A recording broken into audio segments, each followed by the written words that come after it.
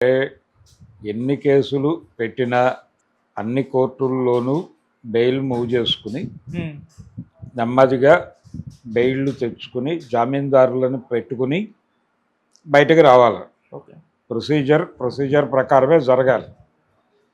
ఒక కేసులో బెయిల్ వచ్చి ఇంకో కేసులో రాకపోయినా లోపల ఉండక తప్పని పరిస్థితే ఉంటుంది అనివార్యంగా. ఈ కేసులో వచ్చిన బెయిల్ అంటే మీరు ఎగ్జిక్యూట్ చేయాలంటే షూరిటీలు పెట్టే పరిస్థితి ఉండదు. ఎందుకంటే బెయిల్ వచ్చేస్తుంది కానీ అతను జైల్లో నుంచి బయటకు వచ్చే పరిస్థితి లేదు కాబట్టి షూరిటీలు పెట్టడం అనేది ఎంటర్టైన్ చేయరు. అందుకని డెఫినెట్గా కొంతకాలం జైల్లో ఉండాల్సిన పరిస్థితి ఉంటుంది.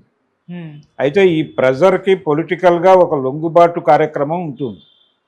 ఈ ప్రెజర్ దేనికి పెడుతున్నారు? ఒక లొంగుబాటు కోసం పెడుతున్నారు. ఆల్రెడీ దానికి సంబంధించి ఆయన వాళ్ళకి అనుకూలంగా వ్యవహరిస్తున్నట్టుగా సమాచారం అయితే బయటకు వస్తోంది. అది నిజమా కాదా అనేది తెలియదు. అంబటి రాంబాబు కూడా మాట్లాడాడు నిన్న అక్కడికి వెళ్ళి. అంటే నరసరావుపేట అంటే ఆయన జ్యూరిస్డిక్షన్ పరిధిలోకి వచ్చేది. అది గుంటూరు, పాత గుంటూరు జిల్లా ఇప్పుడు నరసరావుపేట జిల్లాగా మారింది. ఈయనకి దగ్గర, ఈయన సత్తెనపల్లి కాబట్టి అలా వెళ్ళి ఒకసారి పరామర్శించే ప్రయత్నం చేశాడు. ఆయన కూడా మాట్లాడింది అదే. అంటే ఇలా కేసులు పెట్టుకుంటూ వెళ్ళిపోతే ఇలా 40 ప్రాంతాలలో అనే కొత్త మాట వినిపిస్తోంది. 12 వరకు విన్నాం మనం.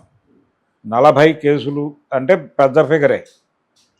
కాబట్టి కనీసం ఏళ్ళు టైం పట్టే అవకాశం ఉంది. కనీసం ఒక 7-8 నెలలు టార్గెట్ పెట్టుకుంటే ఈలోపు ఈ పీటీ వారెంట్ అన్నీ ఎగ్జిక్యూట్ అయితే ఈ అన్ని చోట్ల అతన్ని ఎపియర్ చేసి వాళ్ళు రిమాండ్ రాసిన తర్వాత అప్పుడు బెయిల్ మూవ్ చేసుకోవాలి.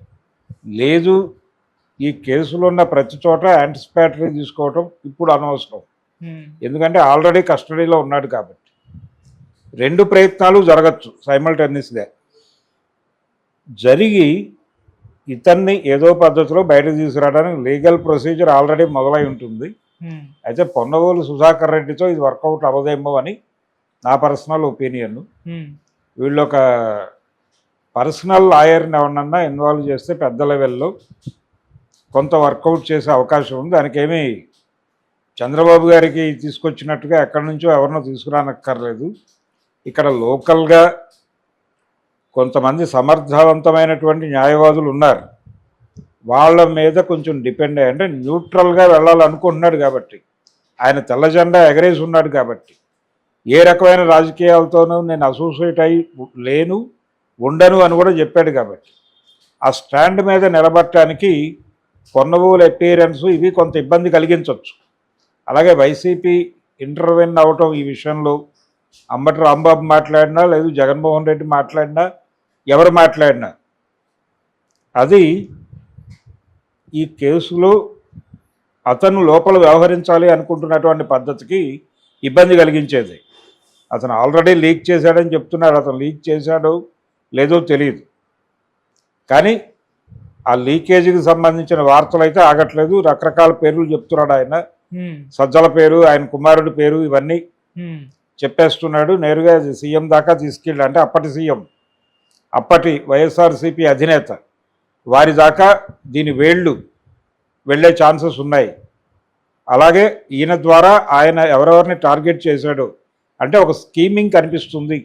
వైఎస్ఆర్సీపీ టైంలో క్రిటిసిజం మీద ఎవరితో తిట్టించాలి, ఎవరితో టార్గెట్ చేయించాలి అనేది దానికి ఒక స్కీమ్ జరిగి ఆ సందర్భం వచ్చినప్పుడు వాళ్ళని మాత్రమే మాట్లాడించటం అనే ఒక వ్యూహాత్మక క్రీడ నడిచింది. అందులో భాగంగానే పోసాని కృష్ణమురళి మాట్లాడాడు ఒక సర్టన్ ఏరియాలో. ఆ సర్టన్ ఏరియాలు డివైడ్ అయినప్పుడు ఇప్పుడు ఆయన మాట అంటున్నాడు, స్క్రిప్ట్ వచ్చేది నేను చదివేవాడిని. ఈ స్క్రిప్ట్ వచ్చి చదివేవాడు అనే మాట బిలీవబుల్లా కాదా అంటే, బిలీవబుల్ అనుకోవడానికి రీజన్ ఏంటంటే ఇవన్నీ కూడా డిజైన్డ్గా జరిగినాయి. ఎవరు ఎప్పుడు ఎక్కడ ఏం మాట్లాడాలి అనేది చాలా సిస్టమేటిక్గా అమలైందని ఆ రోజు నుంచి తెలుసు ప్రపంచానికి.